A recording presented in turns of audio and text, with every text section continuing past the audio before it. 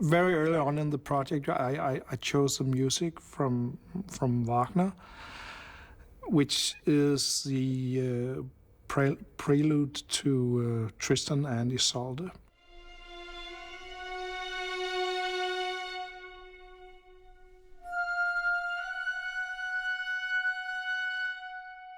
That is not what you would consider melancholic music.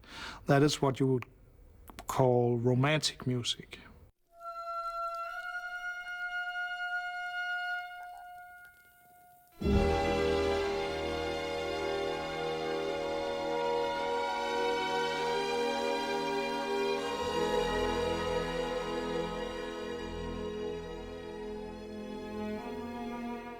That has kind of somehow turned the whole thing into a very romantic film, also in the images and stuff. It is highly romantic.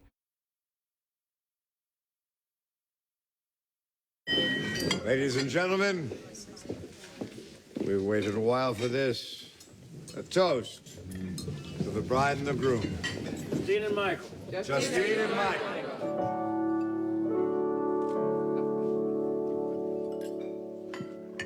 We've gone for some very yellow, very warm feel, kind of trying to make happiness, feeling of happiness and party.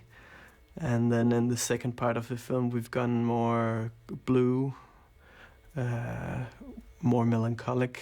I started by using the handheld camera to make it easier for the actors, actually. So, what can I say without talking about your mother? To have a camera that that the actors they shouldn't know where the camera was, so they didn't kind of had to try to look good from one side, or all this, or play to the camera or whatever.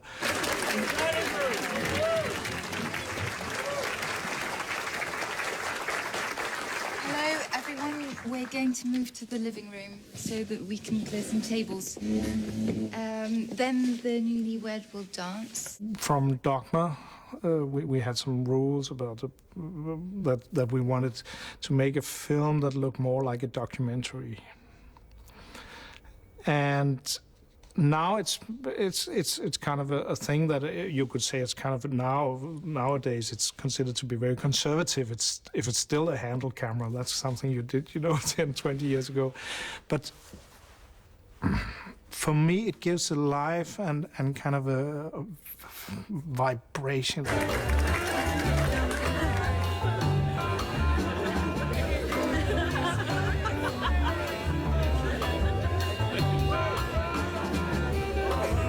My goal was to operate the camera myself, but it seems it was I wasn't up to it. Lars's guidance concerning my handheld work was mainly telling me not to refine my my movements. He's always looking into faults and mistakes and so as a cameraman, you usually second time you do a take, you have kind of there's always something from the first time you want to do better. And Lars, he would spot that right away, and he would say, "Don't do that. Don't refine. Just go. Keep up. Follow the energy. Follow the acting. Don't worry about mistakes." I love mistakes. Mistakes are gifts. It's very much about being intuitive all the time and kind of refresh your mind every time you do a take. And so in that sense, I think the camera work can probably be kind of like acting.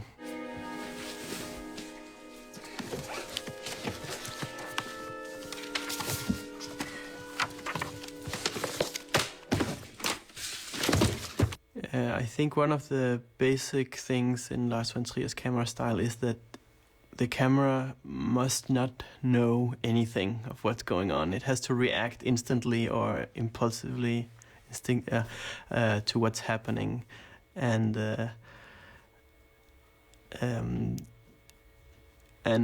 we do that by not preparing anything. But even the actors, they don't know what to do. They don't get any directions for the first take.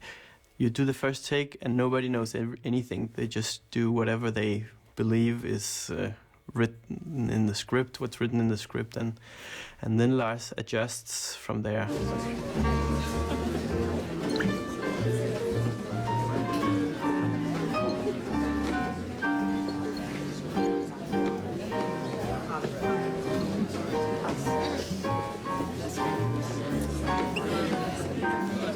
So you never do what you would call traditional coverage. You would never go in and pick up a close-up or anything like that.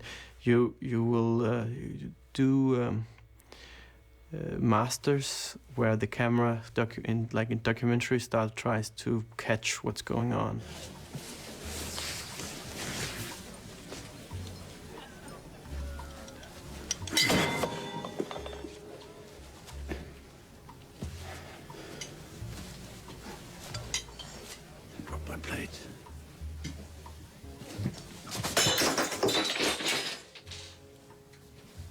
I'm sure people get seasick.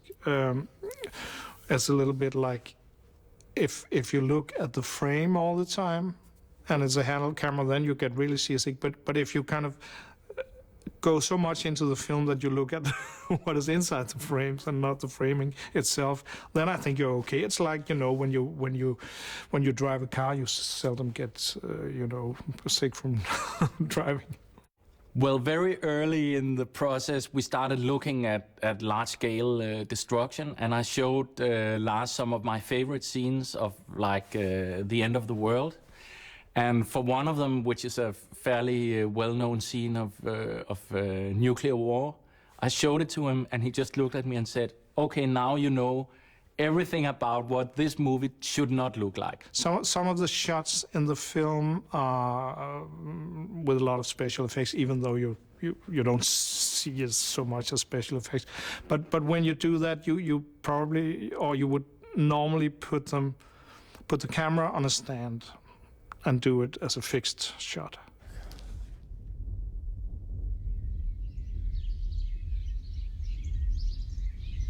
And then after that, when you have done the work, you would kind of put a little movement to it.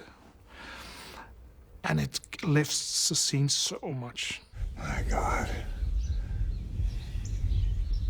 For Melancholia, we have been trying to stay away from the most complicated types of effects work, especially for the shooting. It was a very simple shoot, and much of the effects was done with physical stuff on the set and with in-camera effects. And only a very few shots have advanced sort of CGI effects. Name it up at the plan. Hold on. Is that right? Yeah. In 5 minutes. It'll be smaller. What we're trying to do is to do something that works with the psychology of the characters and with the viewer. And I think it's very strong because we take our time for sort of the build-up. This is close to how you would experience something like a large-scale catastrophe yourself, that maybe you would sense the building up of something, and then the event itself would be very short and violent.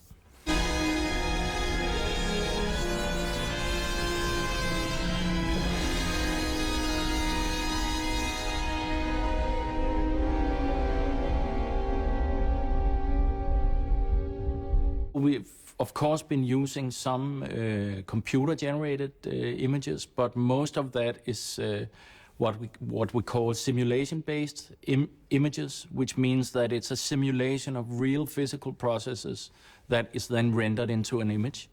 And that's what we've been using for the most complicated parts of the film. Lars has a very definite genre or like a whole new visual identity for each project.